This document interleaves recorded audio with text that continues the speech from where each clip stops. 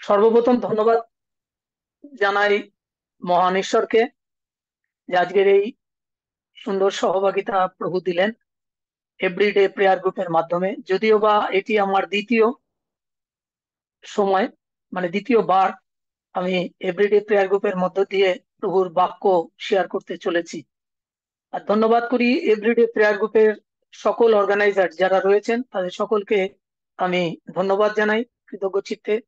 আর ধন্যবাদ জানাই যে যাদের মাধ্যমে আমি আবার এই দ্বিতীয়বার সুযোগ পেয়েছি, এই দুই ম- মহান মানুষের জন্য। আর একজন হলেন রেভারেন্ড প্রবীর মজুমদার মহাশয়, আর একজন হচ্ছেন গোমস, ব্রাদার গোমস। তাদের মাধ্যমে আমার দ্বিতীয়বার আবার যোগাযোগ হয়। তারা বললেন যে এভরিডে প্রেয়ার গ্রুপের মধ্য দিয়ে আপনি বাক্য প্রচার করতে চান। আমি বললাম হ্যাঁ, চাই। আমি ঈশ্বরের বাক্য বলতে পছন্দ করি, এবং আমি চাই যেন প্রভুর মহিমা, গৌরব তার বাক্যের মধ্য দিয়ে প্রকাশ করতে পারি। আর আজকে যখন আমি এসেছি প্রভুর গৌরবের জন্য, প্রভুর বাক্যের জন্য। আর আজকের যে বিষয়টা আমি লাস্ট যে কোয়ার গ্রুপ যারা গান করছিলেন, তারা শেষ গানটি বলছে, মনস্থ করিয়াছি প্রভুতে চলিব, ফিরিব না আর ফিরিব না। আজ একটা সপ্তাহ হয়েছে আমরা প্রভুর পুনরুত্থান দিবস পালন করেছি। আর সেই পালনের মধ্য দিয়ে আমরা একটি সপ্তাহ, তো গত রবিবার আমরা অতিবাহিত করে এসেছি, আজ শুক্রবার আবার। কিন্তু একটা বিষয় আজকে আমি উত্থাপন করতে চাই, যে বিষয়টি নিয়ে আজকে আমার প্রভুর বাক্য। আর সেই বিষয়টি হচ্ছে জেগে ওঠার সময়। হালেলুয়া। আমরা যদি ঈশ্বরের বাক্য যিশায় তার 60 আমরা যদি দেখি, সেখানে 1 থেকে 3 পদ, আর সেখানে লেখা আছে, আমি পড়ছি, উঠো দীপ্তিমতী হও, কেননা তোমার দীপ্তি উপস্থিত, সদাপ্রভুর প্রতাপ তোমার উপরে উদিত হইল। কেননা দেখো, অন্ধকার পৃথিবীকে ঘোর তিমির জাতিগণকে আচ্ছন্ন করিতেছে, কিন্তু তোমার উপরে সদাপ্রভু উদিত হইবেন, এবং তাহার প্রতাপ তোমার উপরে দৃষ্ট হইবে। আর জাতিগণ তোমার দীপ্তির কাছে আগমন করিবে, রাজগণ তোমার অরুণোদয়ের আলোর কাছে আসিবে। প্রার্থনা করি। পবিত্র মঙ্গলময় পিতা প্রভু, তোমায় ধন্যবাদ জানাই পিতা, যে আজকের এই সুন্দর বাক্য বলবার জন্য যে আমাকে তুমি মনোনীত করেছো, তার জন্য তোমাকে কৃতজ্ঞ চিত্তে ধন্যবাদ জানাই। প্রভু গো, যে বাক্য প্রভু আমি এখন বলবো প্রভু, তোমার সে পবিত্র আত্মায় তুমি আমাকে পরিচালনা করো, গাইড করো প্রভু, যেন উত্তমতার সাথে যে বাক্য আমি বলবো প্রভু, যেন তোমার দৃষ্টিতে তা গ্রাহ্য হয় প্রভু। তুমি সাহায্য করো, আশীর্বাদ করো, যারা আমরা রয়েছি এখানে শ্রোতা হিসাবে, এবং যারা আমরা শুনছি এই অনলাইনের মাধ্যমে, প্রত্যেককে তোমার আশীর্বাদে পরিপূর্ণতা দিয়ে সাহায্য করো। সঙ্গে থাকো। সমস্ত প্রার্থনা দ্বারা যিশু তোমার চরণে চাইলাম, শ্রবণ ও গ্রাহ্য করো। আমেন।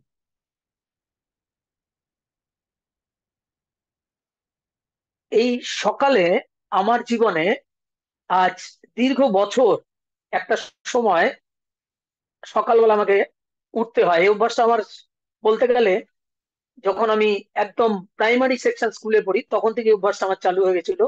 আর সেটা সকালবেলায় আমার স্কুল ছিল, মর্নিং স্কুল, আর আমাকে সকালে উঠতে হতো প্রতিদিন। আর সেই অভ্যাসটাই আজ দীর্ঘ 60 বছর ধরে চলছে। আর তার জন্য আমি একটা অ্যালার্মের সাহায্য নিয়ে থাকি। অ্যালার্ম ঘড়ি আপনারা জানেন। আর তখনকার সময়ও ছিল অ্যালার্ম, কিন্তু ঘড়িটি একটু বড় আকারে আকৃতির ছিল। আর সেটি যখন বেজে উঠতো, আর তখন কনসাস করে হতো যে এখন তোমার ওঠার সময়, জেগে উঠতে হবে, কারণ আমাকে স্কুলে পৌঁছাতে হবে। আর সেই অ্যালার্মের আওয়াজ এমন, সেই সময় এমন বিকট শব্দ করতো যে মনে হতো যেন এই অ্যালার্মটা সেকেন্ড দিন যেন আর না বাজে। কারণ এটা একটা অভ্যাসে পরিণত হয়ে গেছিল। সোম থেকে শনি, তখন শনিবারও স্কুল হতো আমাদের, আর সোম থেকে শনি আমাকে প্রতিদিন 5টায় উঠতে হতো, কারণ 7টার মধ্যে স্কুলে পৌঁছাতে হতো। আর এই অ্যালার্ম ঘড়িটি আমাকে জাগ্রত করার জন্য ব্যবহার করতে হতো। আজও সেই অভ্যাস আমার থেকে গেছে। এখন যদিও বা মোবাইল এসছে, মোবাইলে অ্যালার্ম দিয়ে শুই, আর ঠিক 5টার সময় সেই অ্যালার্মটা যখন বেজে ওঠে, আর তখন আমাকে উঠতে হয়। একটি বিষয় আমরা জানি যে অ্যালার্ম তো আমরা দিয়ে শুই, আমরা আগামী দিন আমাদের সকাল হবে, আমরা আবার উঠবো, আমরা আবার জেগে উঠবো, আবার আমাদের দৈনন্দিন জীবন কাজের মধ্যে আমরা এগিয়ে চলবো। কিন্তু একটা বিষয় আসে, একটা সময় যারা অ্যালার্ম ব্যবহার করেন তাদের কাছে, যে এই যে হঠাৎ এই যে 5টার সময় জেগে ওঠার যে বিষয়টা এবং তারপরে যে অ্যালার্মটাকে থামাতে হবে, এইটা করতে আমাদের একটা কুড়েমিতা চলে আসে। মানে মনে হয় না যে গিয়ে অ্যালার্মটাকে বন্ধ করি, মনে হয় যেন ঘুমিয়ে থাকি, ঘুমটা ডিস্টার্ব হয়ে গেল, ঘুম থেকে আমরা আর জেগে উঠতে হচ্ছে, আর ভালো লাগছে না, অ্যালার্মটা থামাতেও আমাদের অসুবিধার সৃষ্টি করে ফেলে। আমাদের আত্মিক জীবনেও ঠিক এই ধরনের আজ অ্যালার্মের প্রয়োজন রয়েছে। জেগে ওঠার সময় আমাদের এসে গেছে, জেগে উঠতে হবে। আমরা দীর্ঘ বছর ধরে যদি দেখি যে আমরা এই ক্রুশীয় সহভাগিতার মধ্যে 40টা দিন অতিবাহিতর মধ্য দিয়ে, যিশুর ক্রুশের সত্যবাণীর মধ্য দিয়ে এবং পরবর্তী সময় পুনরুত্থানের মধ্য দিয়ে প্রভুর মহিমা গৌরব কীর্তন করে থাকি। কিন্তু এটা একটা বাস্তবিক অর্থে যদি দেখি যে আমরা প্রতি বছরই এরকম একটা নিত্য বিষয়ের মধ্যে আমরা সেটাকে আনয়ন করেছি যে এটা আমাদের করতে হবে। আমরা যাব, আমরা প্রভুর চরণে নিজেদেরকে সমর্পণ করব, আমরা প্রার্থনার মধ্যে নিয়ত থাকব, আমাদেরকে প্রভুর সেই মহিমা গৌরব আমরা কীর্তন করবো। কিন্তু একটি বিষয় আমরা যদি দেখি যে সেই দিন ওই পুনরুত্থান নিয়ে যদি আমরা দেখি, সেই পুনরুত্থানের দিন কিন্তু সবাই কোথায় চলে গেছিল? প্রভু যীশু কিন্তু বলেছিলেন যে আমাকে 3 দিন পরে উঠতে হবে, অর্থাৎ জীবিত হয়ে উঠতে হবে। এ কথা কিন্তু তার শিষ্যরাও জানতেন, সকলে জানতেন। কিন্তু তারা ভেবেছিলেন যে প্রভু যীশু যখন মারা গেছেন, তাকে কবরস্থিত করা হয়েছে, তারা সেটা ভুলে গিয়েছিল যে তাদেরকে প্রভু যীশু বলেছিলেন যে আমাকে আবার উঠিতে হইবে। তারা ভুলে গিয়ে তারা দৈনন্দিন জীবনে তারা ফিরে গেছিল। তাদের যে ভাব- তাদের যে কার্য সকল তারা করতো প্রভুর সঙ্গে সময় কাটাবার আগে, অর্থাৎ প্রভুতে আসার আগে, সেই কাজে তারা আবার পুনরায় ফিরে গেল। তারা ভুলে গেল প্রভুর সেই কথা, তারা ভুলে গেল প্রভুর সেই বাণী যে আমাকে 3 দিন পরে উঠিতে হইবে। আশ্চর্যের বিষয়, আজকের দিনে দাঁড়িয়েও আমরা যদি আমাদের আত্মিক জীবনকে দেখি, যে আমরা প্রতি বছর এই ক্রুশীয় সভার মধ্য দিয়ে, এই ক্রুশীয় মৃত্যুবরণের মধ্য দিয়ে, এই পুনরুত্থানের মধ্য দিয়ে আমরা কিন্তু চলি ঠিকই, কিন্তু একটা সময় আসে যে আমরা আবার আত্মায় ঘুমিয়ে পড়ি। কিন্তু এইটা এই বিষয়ে বাক্য আমরা যদি দেখি, রোমিও তার 13 অধ্যায় 11 পদে, আর সেখানটায় আমরা দেখতে পাই যে, আমরা খুলি, আমরা একটু বাইবেল যদি থাকে আমরা একটু দেখি যে সেখানে লেখা আছে রোমিও 13 অধ্যায় 11 পদে, আর কারণ তোমরা এই কাল জ্ঞাত আছো, ফলত এখন তোমাদের নিদ্রা হইতে জাগিবার সময় হইল। কেননা যখন আমরা বিশ্বাস করিয়াছিলাম তখন অপেক্ষা এখন পরিত্রাণ আমাদের আরো সন্নিকট। হালেলুইয়া। বলছে এখানে সাধু পৌল বলছেন, তোমরা এই কাল জ্ঞাত আছো, তোমরা এই কাল জানো যে এই কাল কি। ফলত এখন তোমরা তোমাদের নিদ্রা হইতে জাগিবার সময় হইল। তোমরা জানো বর্তমান সময়ের মধ্য দিয়ে যখন আমরা যাচ্ছি, তখন আমরা দেখি যে জীবিকার অন্বেষণেই হোক, বিভিন্ন বিষয়ের মধ্য দিয়ে আমাদের জীবনকে অতিবাহিত করতে হয়। কিন্তু বন্ধু, একটা কথাই প্রিয়জন, খ্রিস্টতে প্রিয়জন, একটা কথা বলতে চাই, যে আমরা যেন খ্রিস্টতে জাগ্রত থাকি। খ্রিস্টের যে বিষয়, অর্থাৎ খ্রিস্ট আমাদের জন্য কেন মরলেন, কেন তিনি ক্রুশের উপরে নিজেকে সমর্পণ করলেন, আবার তিনি 3 দিন পরে উঠলেন, এর প্রত্যেকটা কারণ যদি আমরা বিশ্লেষণ করি, যদিও এখানে সংক্ষিপ্ত সময়, আর যদি আমরা দেখি এবং পাঠ করি বিভিন্ন ক্ষেত্র বিশেষে, সেখানে আমরা দেখতে পাবো যে তার একটা কারণ ছিল। সে কারণটা কি ছিল? যে তিনি আমার পাপের জন্য, অর্থাৎ যে কাজ ঈদন উদ্যানে সমাপ্ত হয়ে গেছিল, অর্থাৎ ঈশ্বরের সাথে মানুষের যে বিচ্ছেদ জন্মে গেছিল তাদের পাপের কারণে, সেই কারণে তাদের কি হয়েছিল? এদন উদ্যান থেকে তারা বিতাড়িত হয়েছিল। ঈশ্বর তাদের কাছ থেকে মুখ ঘুরিয়ে নিয়েছিলেন। তারা তাদের সমস্ত এদন উদ্যানের সমস্ত বিষয় থেকে তারা দূরে সরে এসেছিল। কিন্তু ঈশ্বর নীরব থাকেননি, ঈশ্বর চুপ করে থাকেননি। ঈশ্বর সব সময় ভেবেছে যে তার প্রিয় সৃষ্টি মানুষ যেন তার সঙ্গে আবার পুনরায় আসতে পারে। কিন্তু আমরা দেখতে পাই ঘটনার চক্রে বহু বছর ঈশ্বরকে নীরব থাকতে হয়েছিল। আমরা যদি মালাকি পুস্তক থেকে আমরা যদি তার সেই মথি লিখিত সুসমাচার যদি আসি, সেখানে দেখবো 400 বছরের একটা নীরবতা ছিল ঈশ্বরের। ঈশ্বর নীরব হয়ে গেছিলেন। তিনি এই নয় যে তিনি আমাদের ছেড়ে দিয়েছিলেন বা তিনি তার ভালোবাসা আর আমাদের প্রতি ছিল না, সেরকম বিষয় নয়। আর যদি না থাকতো, যদি আমাদের প্রতি ভালোবাসা না থাকতো, তাহলে তিনি তার একজাত পুত্রকে পৃথিবীতে পাঠাতেন না আমাদের পাপের জন্য। যে পাপ আমরা বহন করছি, সেই পাপ থেকে মুক্তি দেওয়ার জন্য। আর সেই মুক্তি এই কারণে যে আমরা যেন আবার সেই পিতা ঈশ্বরের সাথে সংযুক্ত হতে পারি। খ্রিস্টদের প্রিয়জন, আমাদের জেগে থাকার খুব প্রয়োজন রয়েছে। আমরা হয়তো অনেক সময় আমরা কি হই, আমরা প্রার্থনা করতে করতে হোক কি চার্চে যেতে যেতে হোক, এক একটা সময় আমাদের জীবনে আমরা ঘুমিয়ে পড়ি, আত্মিক জীবন আমাদের ঘুমিয়ে পড়ে, আমরা আর জেগে থাকতে পারি না। প্রভু যিশু যখন সে গেতসেমানি বাগানে যখন প্রার্থনায় নিজেকে রত করেছিলেন, আর সেই সময় শিষ্যদের বলেছিলেন তোমরা জেগে থাকো, কিন্তু আমরা কি দেখতে পেয়েছিলাম, যে সেই শিষ্যরা প্রভু যখন আসলেন প্রার্থনার পর, এসে দেখলেন যে তার শিষ্যরা সকলেই ঘুমিয়ে গেছে। আশ্চর্যের বিষয়, যেই শিষ্যরা প্রভুর সাথে উঠেছে, বসেছেন, খেয়েছেন, তার আশ্চর্য কার্যের স্বাক্ষর রয়েছে, আর তারা একটু সময়ের জন্য তারা জেগে থাকতে পারলো না। তারা কি করলো, ঘুমিয়ে পড়েছিল। প্রভু যখন আসলেন দেখছেন তারা ঘুমিয়ে, তখন বলছে তোমরা কি জাগিয়া থাকিতে পারো না? তোমরা কি জেগে থাকতে পারো না একটু সময়ের জন্য? আমাদের জীবনও ঠিক এরকম। আমরা খ্রিস্টদের চলতে চলতে একটা সময় আমাদের আত্মিক জীবন ঘুমিয়ে পড়ে। আমরা প্রার্থনা করতে আমাদের ভালো লাগে না, গির্জায় যেতে ভালো লাগে না, কোনো সহযোগিতায় অংশ নিতে ভালো লাগে না। যেন সব সময় আমাদের জাগতিকতার জীবন যেন আমাদের কাছে একটা লাভবানের বিষয় হয়ে ওঠে। আমরা মনে করি যে জগতে বাস করতে গেলে নিশ্চয়ই প্রয়োজন আছে খাদ্যের, বস্ত্রের এবং বাসস্থানের, কিন্তু সবার আগে আমরা যারা খ্রিস্ট বিশ্বাসী বিশেষ করে তাদের জেগে জানা উচিত যে প্রভু কেন এই পৃথিবীতে নেমে এসেছিলেন, তার এই পৃথিবীতে নেমে আসার কারণ কি ছিল। আমরা হতে পারে আমরা খ্রিস্টান নামে আখ্যাত হয়েছি, হতে পারে আমরা নিজেদেরকে খ্রিস্ট বিশ্বাসী হিসেবে নিজেদেরকে পরিচয় দিই, কিন্তু বন্ধু, ভাবতে হবে যে আমরা কি প্রকৃত অর্থে জেগে আছি। প্রভু চান যেন আমরা দীপ্তিময় হই। যিশায়া পুস্তকের 60 অধ্যায় সেখানে বলছে, উঠো দীপ্তিমতী হও, 60 অধ্যায় 1 পদে, কেননা তোমার দীপ্তি উপস্থিত। ঈশ্বরের দীপ্তি আমাদের উপরে উপস্থিত। পৃথিবীতে এমন কোন মনীষী বা এমন কোন মহামানবের কথা পাবেন না যিনি মৃত্যুকে জয় করে উঠেছেন, আর তিনি একমাত্র জীবিত ঈশ্বর, আমার প্রভু যিশু খ্রিস্ট। Hallelujah, hallelujah. আর তিনি জীবিত বলেই আজকে জোর গলায় এখানে তার কথা প্রকাশ করতে পারছি। তিনি জীবিত বলেই আমি অন্য এক জগৎ থেকে এক নতুন জীবনের দিকে আমি এগিয়ে চলেছি। আর সেই জীবন হচ্ছে অনন্ত জীবন। এটা খালি আমি নই, প্রত্যেক খ্রিস্ট বিশ্বাসী জীবন এক অনন্ত জীবনের আশা নিয়েই আমরা খ্রিস্ট বিশ্বাসী জীবন ধারণ করে থাকি। কারণ সেই অনন্ত জীবন যেখানে আছে শান্তি, যেখানে আছে আনন্দ। আমরা জগতে থাকি, আমরা কেউ হয়তো এই সময় রোগগ্রস্ত, কেউ হয়তো আমরা আর্থিক ভাবে আমরা কষ্টের মধ্যে রয়েছি, কেউ বিভিন্ন সমস্যার মধ্যে আমরা জর্জরিত আছি, কিন্তু জানবেন আপনি আমি যদি প্রভুর সাথে প্রার্থনাতে জেগে থাকি, তাহলে আমাদের উপরে সেই দীপ্তি তিনি আনয়ন করবেন। তিনি বলছেন উঠো, ঘুমিয়ে থেকো না, তোমাদের এখন ওঠার সময়, জেগে ওঠার সময়। আর সেদিন আমরা দেখেছিলাম যে শিষ্যরা তারা তাদের নিজেদের জাগতিক জীবনের কার্যে তারা ফিরে গিয়েছিল, তারা ভুলে গেছিল যে প্রভু 3 দিন পরে উঠবেন।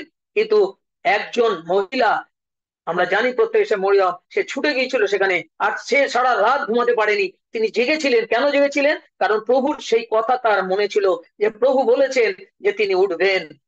তাই তার আকাঙ্ক্ষা ছিল যে প্রভুর সেই কবরস্থানে গিয়ে, সেখানে গিয়ে তাকে দেখতে পাবেন। আর তারা সেখানে, তিনি সেখানে ছুটে গিয়েছিলেন, এবং ছুটে গিয়ে দেখছেন যে কবরের সেই দরজা খোলা রয়েছে। হালেলুইয়া। কবরের সেই পাথরখানা সরানো ছিল, পাথরখানা সরিয়ে দেওয়া হয়েছিল। আর সেখানে তিনি খুঁজছিলেন, আর তিনি ভাবছিলেন হয়তো সেই রাজা চুরি করে নিয়ে গেছে তার দেহকে, বা কেউ হয়তো সেখান থেকে ফেলে, মানে কোনোভাবে সেখান থেকে সরিয়ে দিয়েছে। কিন্তু যখন সে দূতের মাধ্যমে জানতে পারলো, আর সেখানে সে ছুটে গিয়ে শিষ্যদেরকে জানালো সেই সংবাদ। আমাদেরকেও জেগে থাকতে হবে। প্রভু কোন সময় আসবেন আমরা জানি না, আমাদের জেগে থাকতে হবে। আমরা হয়তো 2500 বছর ধরে শুনে আসছি তিনি আসবেন, তিনি আসবেন, তিনি রাজার বেশে আসবেন, কিন্তু তিনি যখন আসবেন তিনি তখন কিন্তু আমাদেরকে সেই বিষয়ে আমাদেরকে জাগ্রত করতে সমর্থ হবেন। আমরা যদি ঘুমিয়ে থাকি তাহলে আমাদের জেগে থাকতে হবে, কারণ তার আসার দিনের অপেক্ষায় আমাদের থাকতে হবে। আর জেগে থাকতে গেলে আমাদেরকে কি করতে হবে? প্রার্থনায় জেগে থাকতে, আত্মাকে জীবিত রাখতে হবে। অর্থাৎ আমাদেরকে আত্মায় সত্যে আমাদের ঈশ্বরের ভজনা করতে হবে। আমরা অনেক সময় আমাদের জীবনে, আমি বলেছি যে আমরা বিভিন্ন সময় বিভিন্ন ভাবে আমরা প্রভুকে হারিয়ে ফেলি, কিন্তু প্রভু কিন্তু আমাদের হাত ছাড়েন না কখনো।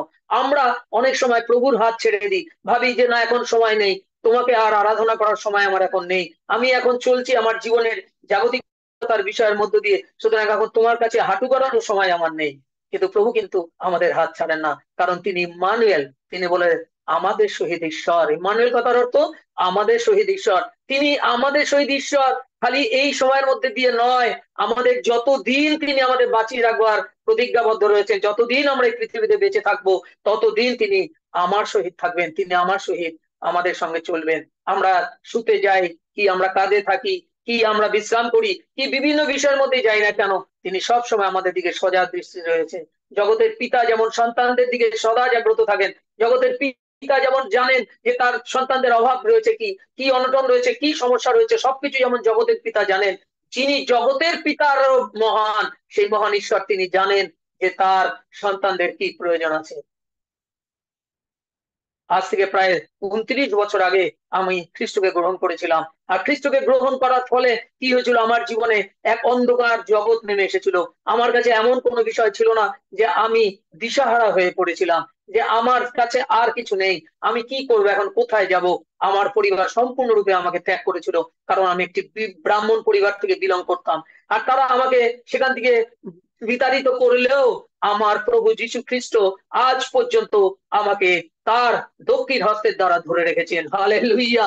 আর তিনি ধরে রেখেছেন বলেই আজকে আমি জেগে আপনাদের সামনে ঈশ্বরের বাক্য বলতে পারছি। আজকে যদি আমি হারিয়ে যেতাম সেই জগতের অন্ধকারের মধ্যে, একটা সময় এসেছিল আমার খাদ্য ছিল না, বস্ত্র ছিল না, এমন একটা বিষয়ের মধ্যে, কঠিন সমস্যার মধ্যে দিয়ে যাচ্ছিলাম। আর সেই সময় প্রভু বললেন, আমি তো তোমার সাথে আসি অসীম।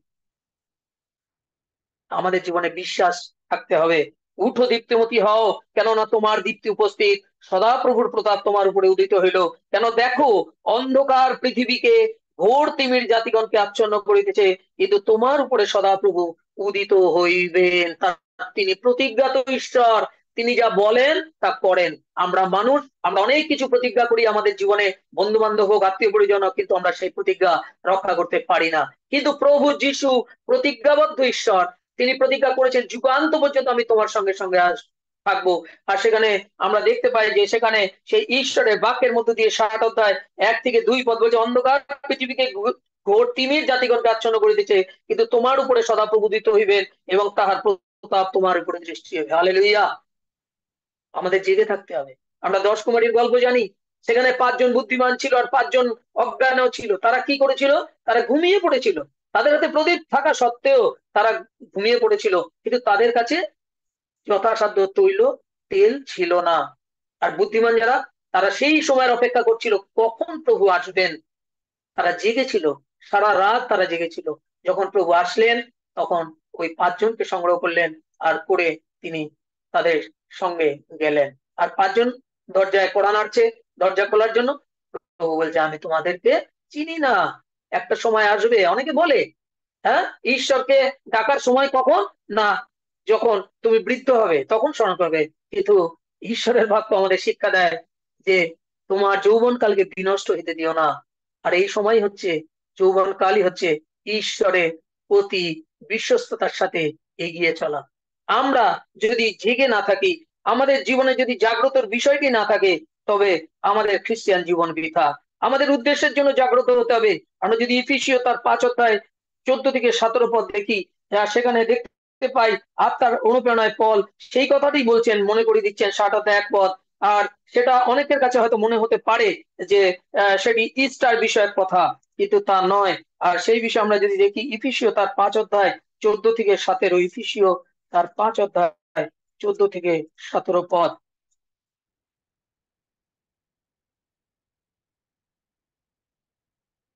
পরে তাহা সকলে দীপ্ত, এই জন্য উক্ত আছে, হে নিদ্রাগত ব্যক্তি জাগ্রত হও এবং মৃতগণের মধ্যে হইতে উঠো, তাহাতে খ্রিস্ট তোমার উপরে আলোক উদয় করিবেন। আমরা সেখানে দেখতে পাচ্ছি 14 থেকে 17 পদে, অতএব তোমরা ভালো করিয়া দেখো কি রূপে চলিতেছ, অজ্ঞানের ন্যায় না চলিয়া জ্ঞানবানদের ন্যায় চলো, সুযোগ কিনিয়া লাও, কেন এই কাল মন্দ। সুযোগ কিনে নাও। সাধু পৌল বলছেন এখানে এফিসীয় পত্রের মধ্য দিয়ে আমাদেরকে জাগ্রত করছেন, বলছেন, আমরা পড়লাম যে হে নিদ্রাগত ব্যক্তি জাগ্রত হও, মৃতগণের মধ্যে উঠো, তাহাতে খ্রিস্ট তোমার উপরে আলোক উদয় করবেন। অর্থাৎ যে খ্রিস্ট আমার জীবনের জন্য আলো উদয় করেছেন, অর্থাৎ মৃত্যুকে জয় করে উঠেছেন, যা যে আলোর মধ্য দিয়ে আজও আমরা খ্রিস্টের পথ অনুসরণ করছি। আর সেই পথের মধ্য দিয়ে যদি আমরা ঘুমিয়ে থাকি বন্ধু, তাহলে আজকে ঈশ্বরের বাক্য বলছে যে তোমরা জাগ্রত হও।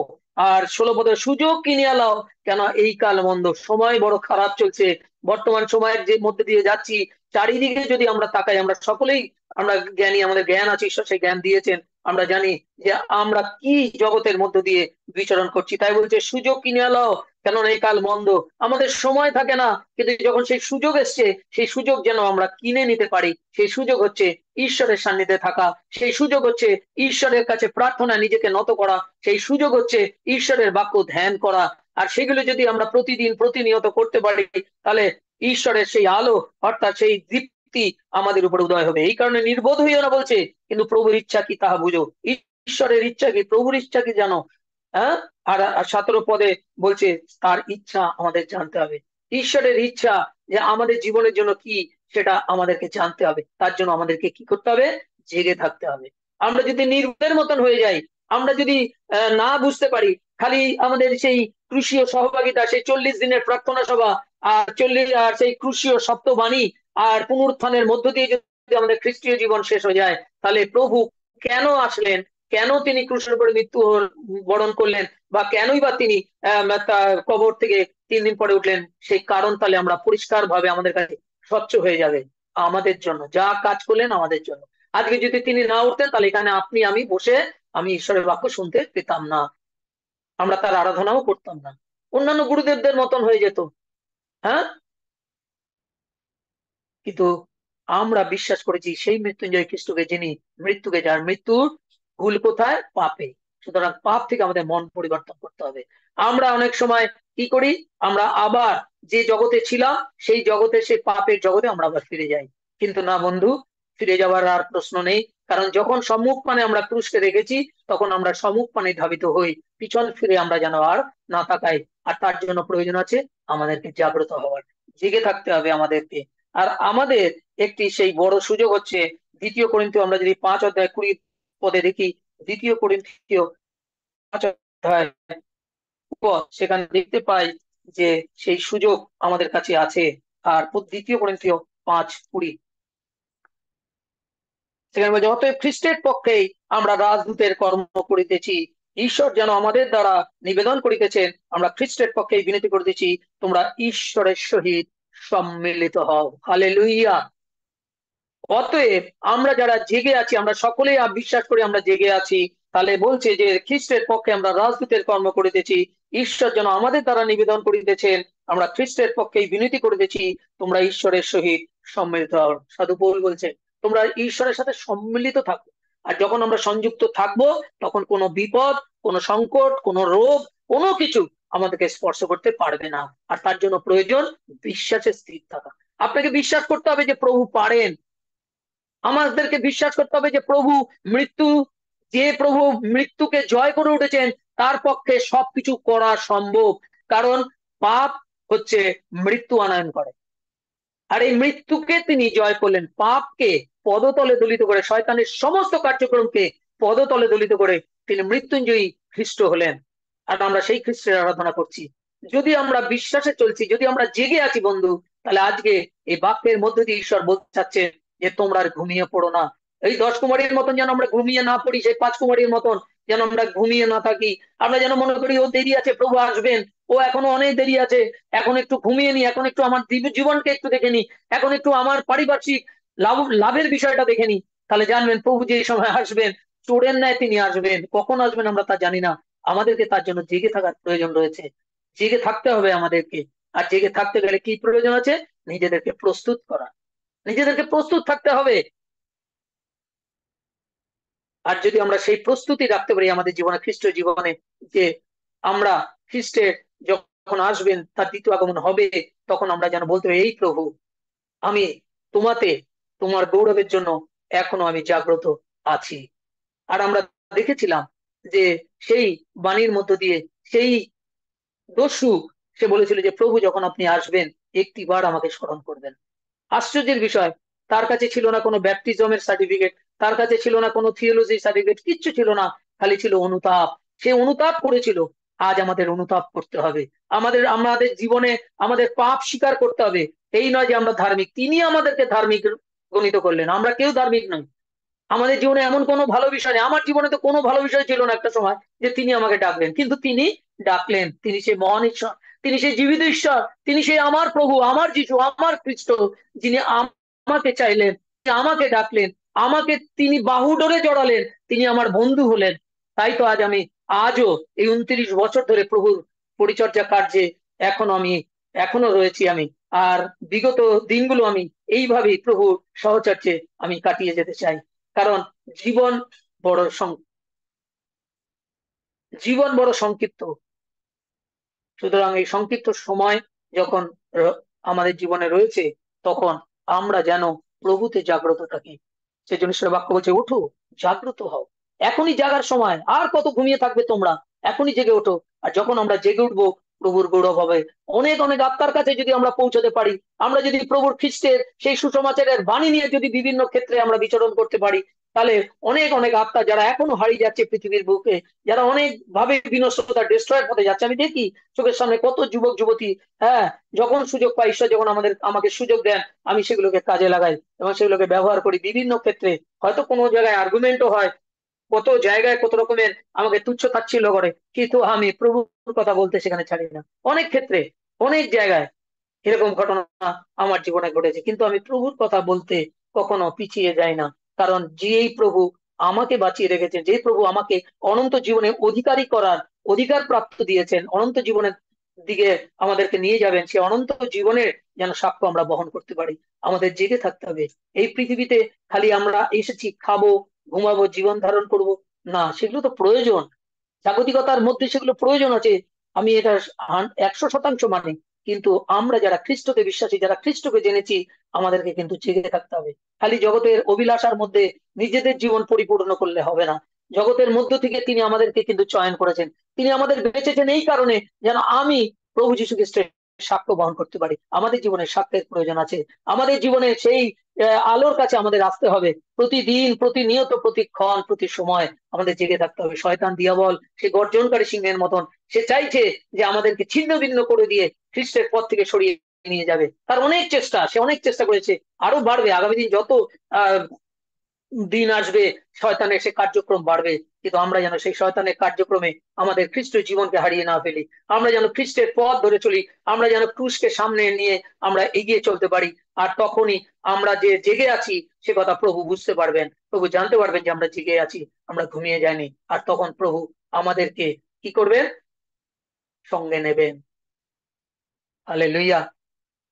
তাই আসি, আমরা প্রার্থনার মধ্য দিয়ে আমাদের নিজেদের জীবনকে আমরা করি। কারণ আমাদের, এখানে বলছে 5 অধ্যায় 10 পদে, কারণ আমাদের সকলকেই খ্রিস্টের বিচারসনের সম্মুখে প্রত্যক্ষ হইতে হবে, যেন সৎ কার্য হোক কি অসৎ কার্য হোক, প্রত্যেকজন আপনার কৃত কার্য অনুসারে দেহ দ্বারা উপার্জিত ফল পায়। সবাই আসতে হবে। আপনি ধার্মিক হন কি অধার্মিক, আপনি পাপী হন কি যাই হন না কেন, সকলকে তার বিচার সিংহাসনের সামনে আসতে হবে। বিচার সকলের হবে। তাই বলে কি আমরা প্রভুর কাছ থেকে পিছিয়ে থাকবো? তাই বলে কি আমরা জেগে থাকবো না, আমরা ঘুমিয়ে যাব? তাই বলে কি আমরা প্রভুর পরিচর্যার ক্ষেত্র থেকে শুরু করে প্রভুর গৌরবের, প্রভুর প্রশংসা, প্রভুর আরাধনা থেকে আমরা দূরে সরে যাব? না, কখনোই না। আমরা জেগে থাকবো, প্রভুর ক্রুশের সান্নিধ্যে আসবো প্রতিদিন, প্রতি সময়। আর প্রভু দুহাত বাড়িয়ে বলছেন, হে পরিশ্রান্ত ভারাক্রান্ত লোক সকল, তোমরা আমার নিকট আইসো, আমি তোমাদের বিশ্রাম দেবো। প্রভুর কাছে বিশ্রাম আছে। আমাদেরকে আসতে হবে তার কাছে, আমাদেরকে তার কাছে নত হতে হবে, প্রভুর গৌরবের সাক্ষ্য বহন করতে হবে। প্রভু তার বাক্যে আশীর্বাদ করুন।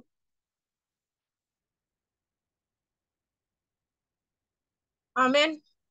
ঈশ্বরের আমেন। গৌরব প্রশংসা করি।